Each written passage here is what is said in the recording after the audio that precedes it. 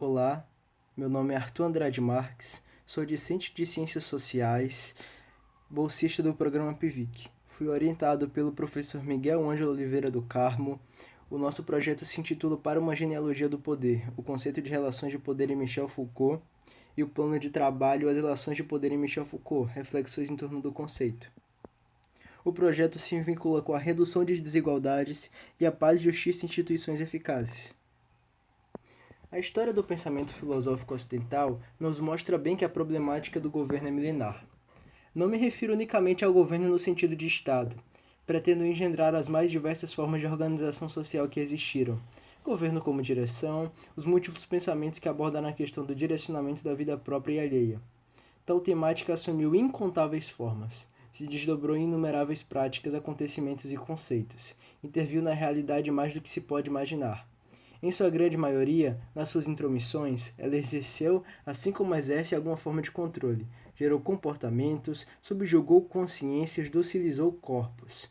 Em outras palavras, exerceu poder.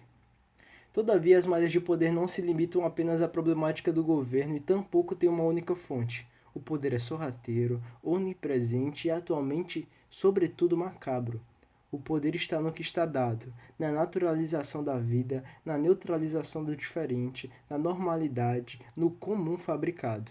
Assim como também está na polícia, na arquitetura urbanística, nas escolas, nas igrejas, no sistema judiciário, no capitalismo.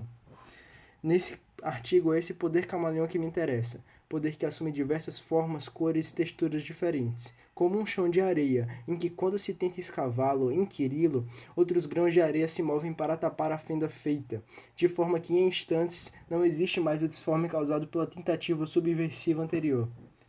O trabalho foi dividido em 5 partes: introdução, genealogia, concepção jurídica de poder, relações de poder e, por fim, a conclusão.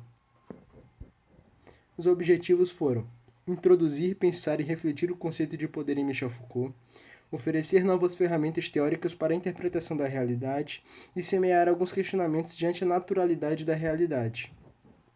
A metodologia usada foi a leitura de livros de Michel Foucault e comentadores, a comparação de escritos e os fichamentos.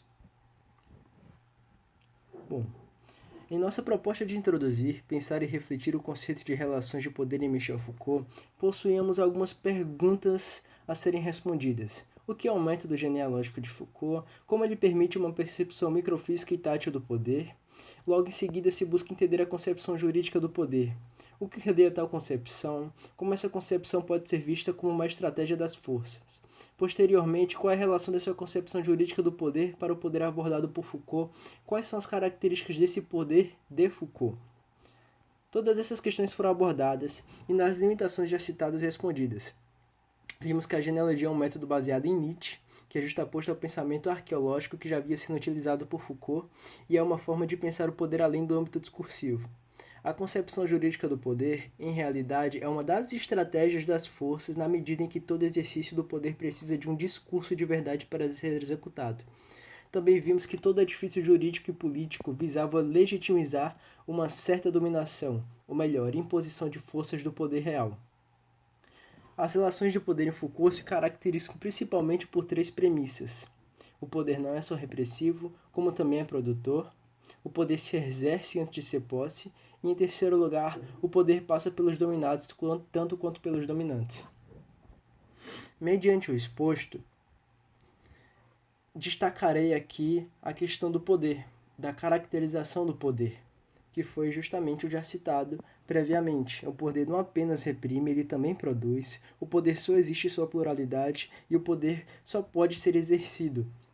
O poder ele é volúvel, ele muda constantemente, todavia ele tem algumas características básicas também. Bom, e dentre isso tem a hipótese Nietzsche e a hipótese Foucault, que é quando Foucault vai tentar mover um pouco a sua caracterização de poder. Então é isso. Obrigado.